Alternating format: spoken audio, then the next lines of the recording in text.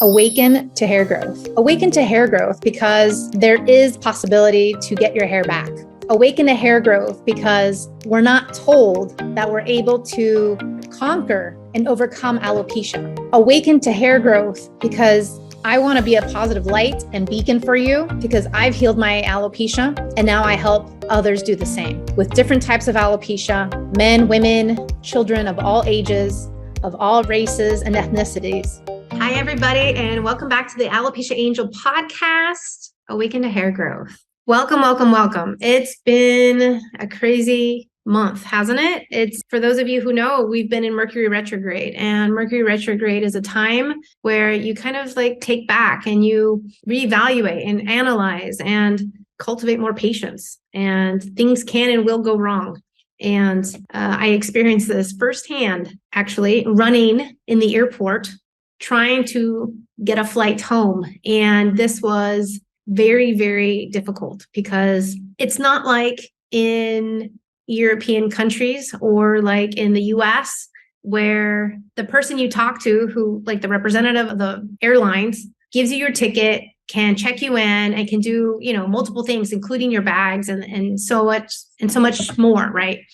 I was in Manila in the Philippines, and they have different sections of people and representatives for different things.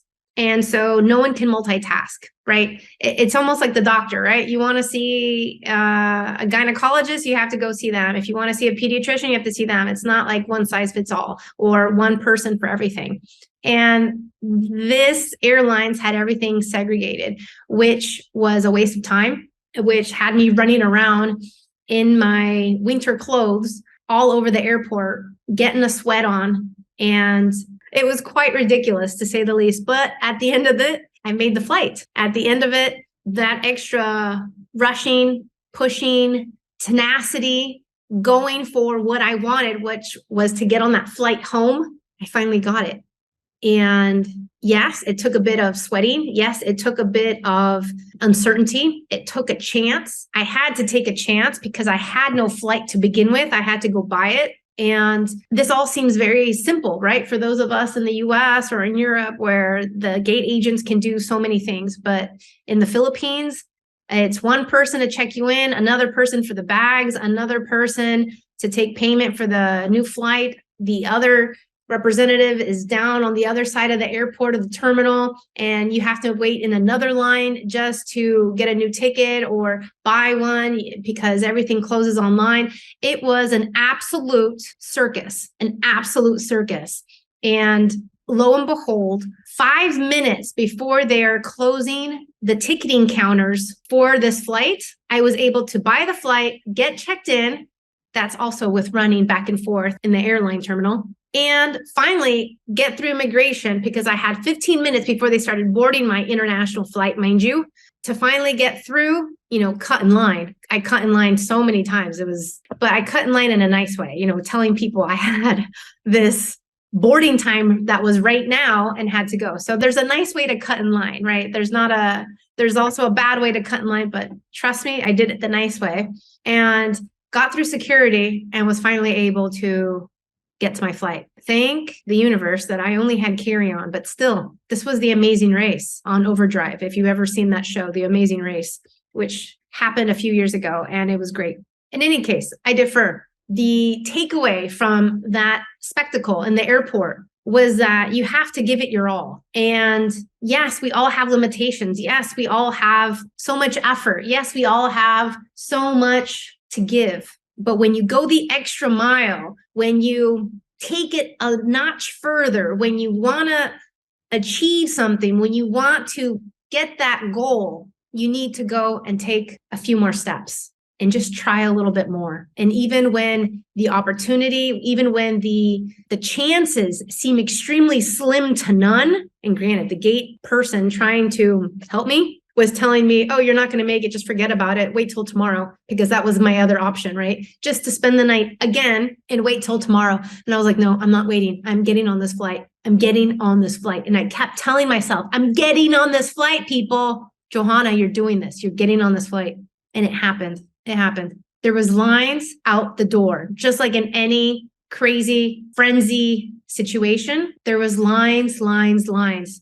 I cut in front of all of them in a nice way and was able to get the help that I needed, was able to get that ticket in 5 minutes, paying for it, cutting in line, talking to security people, running back, an absolute circus. And it happened. It's because I took that chance. It's because I was going to risk it, risk all of me, the sweat, the tears, because I had a moment there where I was getting so frustrated, where I was about to break down in tears. Everything. I risked it all in order to just come home, sleep in my own bed, see my family, and be back at home, to be back home. To me, that was worth it. It was all worth it. And it happened. And that's an example of going the extra mile. And with alopecia, some of us have to go the extra mile. And it's important to understand that, yes, we all have things that make us uncomfortable. Yes, it's uncomfortable looking like a crazy woman and running across the terminal saying, excuse me, with, the carry-on right behind her. Yes, it's uncomfortable pleading and begging for these gate agents to process payment, to check you in, to hurry up, to reminding them 2 minutes, gotta go. And yet it still happened. And so, yes, I do believe a strategy is necessary, but even when the strategy isn't there or it's not like fully in front of you, start asking questions. Start asking, how can I make this happen? How can I make this happen? How can I make this happen? In this case, I don't know the rules or the protocols of this airlines. I don't know how they've set up their staff. All I was told by this one gate agent is that you have to go to the cashier and pay there. She never told me that they only take cash. This ticket was for like $300 cash, but it's all in Philippine pesos. So it's like 15,000 Philippine peso. And then all of a sudden, there's like 5 ATM machines and there's no money in them. And I'm in line trying each and every ATM machine and no money is coming out. It's because they've all been drawn completely. There's no money in the ATM machine. My only option was credit card. I couldn't buy my flight online. The only opportunity was to ask more questions, and asking the gate agent, I need to pay credit card. Where can I pay credit card? It's not online. Where can I pay credit card? Is there an office? Is there a manager? Is there a supervisor? Is there this? Is there that? Start asking more questions. Go beyond your limitations. Start asking more questions. And this is how I was able to, I swear, get that flight in less than 10 minutes, go to another line, buy it, come back to another line, get checked in. Literally, I cut in front of a family, get checked in with 2 minutes remaining to be able to get through customs and get through security to finally, again, run all the way down to the terminal because, of course, the gate was at the very, very end of the terminal in a deep sweat with all my winter clothes on. But the glow of victory is irreplaceable. The glow of winning at the game, of winning at the protocols, of winning and getting what you want is priceless. Getting your hair back is priceless. Getting your health, the stamina, the energy, the mental clarity, the sleep, the nails, getting everything back is priceless. Getting your mental health, your emotional health, your physical health is priceless. And I tell you, I hate running. The only time I run, do I really want to tell you this? The only time I run is when really I'm in a position of having to run from gate to gate in the airports. I hate running. I'd rather do something else for physical activities. And yet I gave it my all. I'm not a runner. I don't have that stamina. And I gave it my all. Mentally, I kept pushing myself. Mentally, I was like, Johanna, run. Johanna, do this. You got this. You're going to make the flight. You're going to get this. You're going to see your baby. You're going to see your husband. You're going home. At the boarding gate, I was in this ugly mess of a sweat. My hair's pulled back in a bun, and I shot myself on Instagram. Maybe some of you have seen it. I posted it on Facebook on stories and lives, and that glow, again, that glow of victory, the glow of achieving what you want is priceless. And that same feeling that I had yesterday was the same feeling when I conquered alopecia. I wanted to talk today about limitations because many times we have to overcome our own limitations, right? We also have to overcome the limitations that people impose upon us. For example, the gate agent, she's like, forget about it. Or she even said something to the effect of, you need to try harder. And I was like, try harder? I've been awake since, mind you, that same day, I was awake since 4 a.m, got rejected off my flight at 7 a.m. because of a PCR test, and, had to go through all those logistics. And she's telling me to try harder. I had been back and forth to the airport already 2 times. I had gotten a second PCR test, had to come back. Like, the whole thing sounds like out of a movie. And yet, in the sheer 5 seconds of when she said that, try harder, I wanted to crumble and cry. I bit my lip and I was like, nope, she's right. Let's do this. And I ran. And that's when the running started. And it ran and ran and ran. Got the ticket, paid for it, hustled them, came back, got checked in. I didn't even have a receipt. I just had the booking code, the 5-letter booking code. I was like, here it is. Enter it now. Let's go. Boom. Made-ish happened. I made it happen. And you can make it happen. Healing alopecia can be something similar, right? We all have our own journey. For me, it was like that. For me, it was constant. I had to overcome those limitations. I had to overcome of what people were telling me. I had to overcome and block out the naysayers. No, you're not going to make the flight. You're not going to make it. You're not going to heal, right? We have to block out those limitations. You have to. You have to work over your own limitations. You have to be your own cheerleader. You really do. There was no one cheering me on at the airport. I was traveling by myself. My goal, my one and only goal, was to get home that night. And again, it happened, but from sheer tenacity, sheer pressing, sheer, I'm not giving up. And that's the same type of willpower, the same type of determination that we need when it comes to healing anything, really, or accomplishing anything, whether that's climbing Mount Everest, whether that's healing alopecia, whether that's graduating from your PhD, whether that's flying to the moon. Whatever your goals are, we all have limitations. We all have, our ego talking to us, trying to keep us in a safe spot. But that safe spot is the comfort zone. The comfort zone doesn't work. The comfort zone is not going to get you to the end goal. Being outside your comfort zone will get you to your goal. Sweating in UGG boots, sweating in your winter clothes as you're running back and forth in a terminal where it's 80 degrees, that's uncomfortable. Looking like a mad American, begging and pleading everyone so that you can cut in line in a nice way, keeping your composure as much as possible, not succumbing to your emotions. Working over these limitations takes practice. Trust me, I have my weak points. I wanted to just cry and sometimes strangle these people.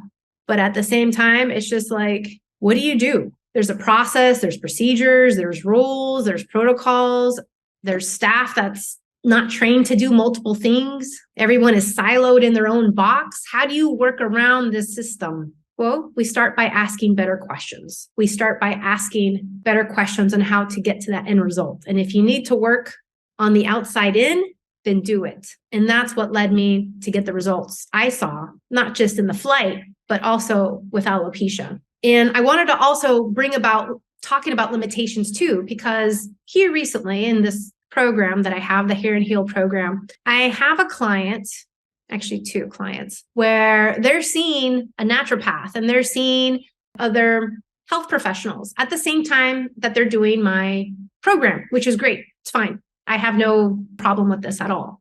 I even have doctors who do my program. I have nutritionists, registered dietitians, nurses, you name it, personal trainers, pharmacists. I have so many different types of health and wellness, healthcare professionals in my program that, their knowledge, my knowledge, it's all good. There's no competition whatsoever. I don't get defensive. If you want to bring in your traditional Chinese medicine, your Ayurvedic professional, if you want to bring in your shaman, your whoever, bring them. That's okay.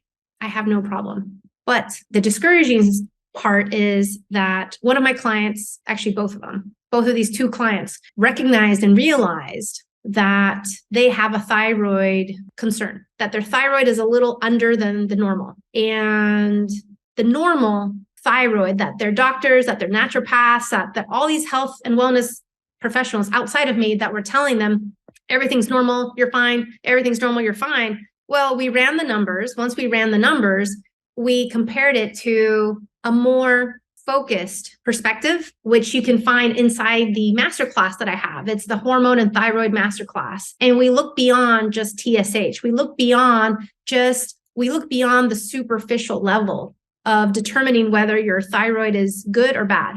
right? Many times our body is already telling us many things. And we discovered with both of these clients that their thyroids are not optimal. They're not working as they should be. There's ways to fix this without medication, mind you. There's ways to heal this and balance this out because that's the route that they both want to take, which is great. But, one of them expressed to me, well, I'm really upset because my naturopath has been telling me for years that I'm fine. And now I realize I'm not. And this was an aha moment for one of my clients because she did the masterclass, the thyroid and hormone masterclass, along with the program. And she self-diagnosed and was able to see, comparing her numbers to this other chart, that something's actually wrong. Not in a big way, but ever so slightly. But that ever so slightly affects everything, affects treatment, affects your hair growth, affects how you move forward, affects the strategy, affects you in every way. And it's just like a house, right? When you're building the house and you're building the foundation, and you don't have to be an architect to understand this, right? You don't have to be a builder or a general contractor to understand this. But if you're building on a certain type of ground that's not leveled off completely, or that's not, really strong. Let's say it's not bedrock. Let's say it's sand, or let's say it's some sort of like marsh, right? Or any type of grounding that's not secure. Well, guess what? The house foundation might move ever so slightly, right? Over the years, over the months. And then that door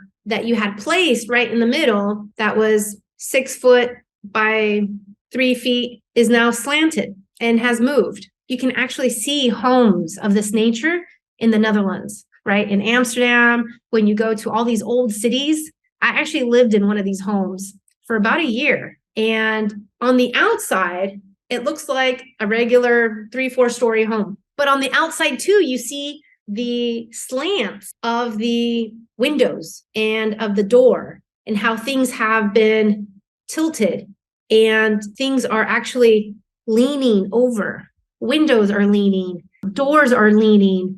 The building is leaning on top of another building. Why? It's because of the foundation. And if you know anything about the Netherlands is underwater. It's essentially like Louisiana. It's underwater. Nether means under, lens, land, it's underwater. And so not to go too much into the government and to the country itself, but of course, they're always looking at flooding. They're always looking at all these techniques on how to help the country, right? To create and more stability. In any case, this is what happens when ever so slightly, you're not looking at all the numbers. Ever so slightly, you're not looking at the big picture. Ever so slightly, you're not looking at all the factors that are bringing you to where you need to go. And in the masterclass, the hormone and thyroid masterclass, these two clients were able to see plain as day, something's off. Ever so slightly, but something's off. And that's all it takes. The results in the mirror so that you can make the best next decision. And so one of these clients, she expressed to me how she was so upset at her naturopath because, again, the naturopath has been telling her, oh, you're great. You're fine. Everything's good. You're fine. Not to worry. Doctors have been telling her the same thing. And she knew something was off. Her gut was telling her. And then finally with my class, she was able to see, okay, something really is off. Now I have proof. The thing is, now we have a new approach. Now we have a new strategy and we can move forward. That's the beautiful part to all this. The bad part is that, she's upset at her naturopath and her healthcare professionals that she's been working with. The thing is, when it comes to limitations, if you don't ask the right questions in one way or another, everyone is limited. No one can know it all. We all have to be learning on a consistent level and trying to up-level ourselves and our education on a constant level in order to be truly informed. And so sometimes with healthcare professionals, what we like to do is, it's our family doctor. We've known them for so many years. And, they've been helping us for over 60 and they know my parents and they gave birth to me and to my mom and to this and to that. And it's just all in the family. And those are wonderful relationships. Those are wonderful people who know you on the inside and out. But sometimes there's comfort in that. And sometimes too, the knowledge and education hasn't been taken to the next level. And I told this client, I was like, have compassion with your naturopath. It's not her fault. In one way, it kind of is because she doesn't have that broader education. But at the same time, have compassion because, not everyone's going to know it all. And maybe part of this client's journey is to find somebody who has that information and who can help her further. And sometimes, it takes no results with so many people to finally find somebody who can give you results. So seeing the limitations on people, seeing and understanding limitations on yourself will get you further. Seeing the limitations on the gate agents, on the airlines, on the whole situation of how things were mapped out in Manila at the airport, I had to make quicker decisions. I had to ask better questions instead of trying to run around chasing my tail. I had to push for more. And those same circumstances I find myself in, and I encourage you to do as well when talking and seeing healthcare professionals, because you need to ask more questions. You need to push for more. And you need to see, the writing on the wall, so to speak, when your healthcare professional, when your personal trainer, when your second grade teacher no longer can help you, right? We have teachers for every level, first, second, third, fourth, all the way through college and beyond. Everyone has a limitation. The college teacher, more than likely, cannot teach you something on heart surgery because maybe that's not their forte. Maybe that's not what they're designated to do, learn and teach. The elementary school teacher cannot teach you physics or calculus, right? Maybe they can, but most likely not. So this is where we have to see the limitations. We also have to ask questions. And I pride myself in this a little bit, and only because I've had doctors do my program. And I will say, doctors are doctors, right? Around the world, doctors are doctors. They have a certain type of education. They have a certain type of credentials. They have a certain type of background. And a lot of them push me for more questions, for more answers, for more information, and for more things in general. And this is great. I love to be challenged. Completely love it. Bring it. I love to be challenged. And I'm also humble enough to understand where my limitations are. And this is key. You have to understand where your limitations are. The key takeaway here is understanding your limitations, understanding the limitations of those who you want a result from, whether that's people at the airport, whether that's customer service for your cell phone bill, or anyone else who you're dealing with. You need to try to see the limitations from them. And if you can't see it, ask more questions. But more importantly, let's focus on the limitations that we have first ourselves before we start looking at others. This is not about judging others, but this is also about getting the results that you want, right? So for example, anyone in HR would see this, right? When you hire somebody, and in essence, when you work with doctors, lawyers, accountants, you're hiring somebody for a service. When you hire somebody, you want to see who's best for you, who you mesh with, their qualifications, proven record, et cetera, background. These are all things that are important. When you're hiring somebody, any human resources professional will tell you that, there's a lot of scrutiny that goes into it. It's not just education. It's not just experience. It's also culture fit. It's all these other things that go into it too. It's not just one or two factors. It's multiple factors. And so the same thing too, we need to ask more questions, and I remember interviewing for a Fortune 100 company, and I went through 8 interviews in person before I got the job. And a lot of grilling, a lot of questions come your way. When I have clients or would-be clients come to me, there are a lot of questions, and I'm happy to help and answer them. If I'm a fit for you, great. And if I'm not, that's great too. I wish you the best. And we need to ask more questions to get what we want. We really do. We need to advocate for ourselves, because if we're not asking the questions, if we're fearful of pushing, then we're doing ourselves a disservice. We're not getting what we want, whether that's the hair, the ticket to get home, or anything else. You have to push, and you have to go the extra mile, and you have to see where your limitations are and then try to overcome them. Even if I was in winter gear, I'm still running in 80-degree heat in Manila through the airport like a crazy woman with no sleep just to get home. And this is how you accomplish things. Going the extra mile, asking the right questions, being nice about it too helps. But sometimes, we can't always be nice. Sometimes, you got to be a little stern. I get that. Or desperate.